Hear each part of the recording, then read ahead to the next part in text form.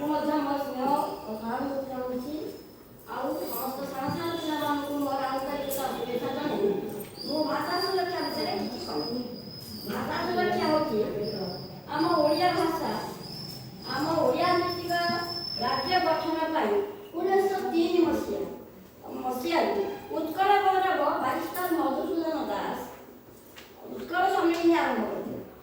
ଉତ୍କଳ ସମ୍ମିଳନୀ ଯେଉଁ ଆରମ୍ଭ ହୋଇଥିଲା ସେହି ଦିନଠାରୁ ଆମର ଓଡ଼ିଆ ଭାଷାକୁ ପ୍ରାଧାନ୍ୟ ଦିଆହେଉନଥିଲା।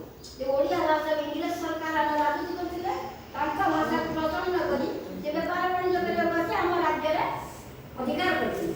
ତେଣୁ ଅଧିକାର କରିଥିଲେ ବ୍ୟାଙ୍କ କଚେରୀ ଅଫିସ ସବୁକିଛି ତାଙ୍କରି ଇଆଡ଼େ ଏପର୍ଯ୍ୟନ୍ତ ବି ଚାଲୁଛି। ଆମ ଓଡ଼ିଆ ଭାଷା ଏପର୍ଯ୍ୟନ୍ତ ଯେହେତୁ ନ ହୋଇପାରୁଛି, ତେଣୁ ଆମ ଓଡ଼ିଆ ଭାଇ ଭଉଣୀମାନେ ବହୁତ ଅସୁବିଧାର ସମ୍ମୁଖୀନ ହେଉଛନ୍ତି। ବର୍ତ୍ତମାନ ଇଂଲିଶ ମିଡ଼ିୟମ ସ୍କୁଲଟା ସରକାର ଯେତେବେଳେ ଅନୁମତି ଦେଇଛନ୍ତି ଖୋଲି ଯାଇଛି, କିନ୍ତୁ ଓଡ଼ିଆ ଉପରେ କିଛି ପ୍ରାଧାନ୍ୟ ଦେଇନାହାନ୍ତି। ଓଡ଼ିଆ ଶିକ୍ଷକ ନାହାନ୍ତି, ତେଣୁ ଓଡ଼ିଆ ପିଲା ବୁଝିପାରୁନାହାନ୍ତି। ମାମି ଡାଡି ଆକୁ ସବୁ ଶିଖଉଛି କିଏ?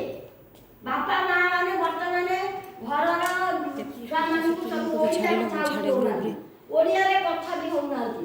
ତେଣୁ ପିଲା ଇଂଲିଶ ମିଡ଼ିୟମରେ ପଢ଼ୁଛନ୍ତି, ତାକୁ ଇଂଲିଶ ଜ୍ଞାନ ବଢ଼ିବା ପାଇଁ ବାପା ମା ସାହାଯ୍ୟ କରୁଛନ୍ତି। ତେଣୁ ବାପା ମା ଯେତେବେଳେ ସାହାଯ୍ୟ କରୁଛନ୍ତି, ଆଣ୍ଟି ଡାକୁଛନ୍ତି